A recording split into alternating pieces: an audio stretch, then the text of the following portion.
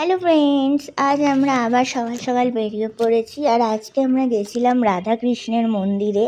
আর এখানে বলে তুলসী আর জল খেলে ঠাকুরকে যেভাবে বলে খাবে, মানে যেটা খেতে চাইবে সেটাই তুমি খেতে পাবে।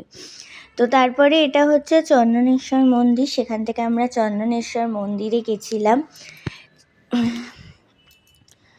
চন্দনেশ্বর মন্দির থেকে এটা হচ্ছে রাধাকৃষ্ণের মন্দির।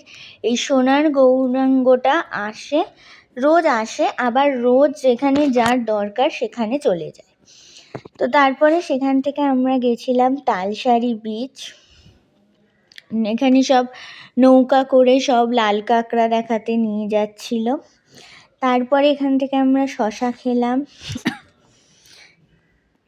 খেলাম, তারপরে ফুচকা খেলাম। আর এখানে ফুচকার দাম কম, আর ছোটো ছোটো ফুচকা। ডাব খেলাম। তারপরে আমরা এখান থেকে বাইকে করে গেলাম লাল কাঁকড়া দেখতে।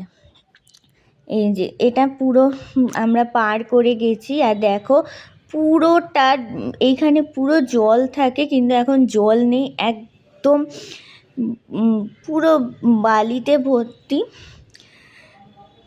এটা মোহনা, আর এটা হচ্ছে লাল কাঁকড়া। এই যে লাল কাঁকড়াগুলোকে এইরকম দেখতে হয়।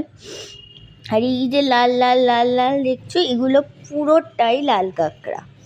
তারপর সেখান থেকে গেছি আমরা উদয়পুর বিচ থেকে গেলাম কাজু বাদাম। আর এগুলো দেখো সব কাজু বাদাম গাছে ভর্তি পুরো। তারপর সেখান থেকে গেলাম আমরা লেজার পার্কটা ছিল আমাদের একদম লজের পাশেই, তো সেই জন্য আমরা গেছিলাম। আর এখানে লেজার শো দেখার জন্য আমাদের 2 ঘন্টা আটকে রেখে দিয়েছিল। তো কি করব, কোনো কাজ নেই, সেই জন্য আমরা করেছিলাম একটু বোটিং। দেখো, আর বোটিং করতে গিয়ে আমাদের দুজনেরই অবস্থা খারাপ হয়ে গেছিলো। তো যাই হোক, বোটিং করেছি। এই যে বোটিং করছিলাম।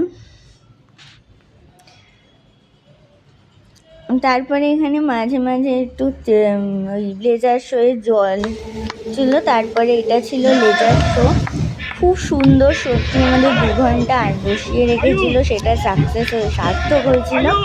তারপর সেখান থেকে আমরা দীঘা বিচে গিয়ে বাস্কিন রবিন্স গেছি, আইসক্রিম কেক খেয়েছি। তারপর লজে ফিরে পকোড়া, কফি। তারপর রাত্রিবেলা আমি রাইস চিলি চিকেন আর নুডলস চিলি চিকেন খেয়েছি। তো চলো।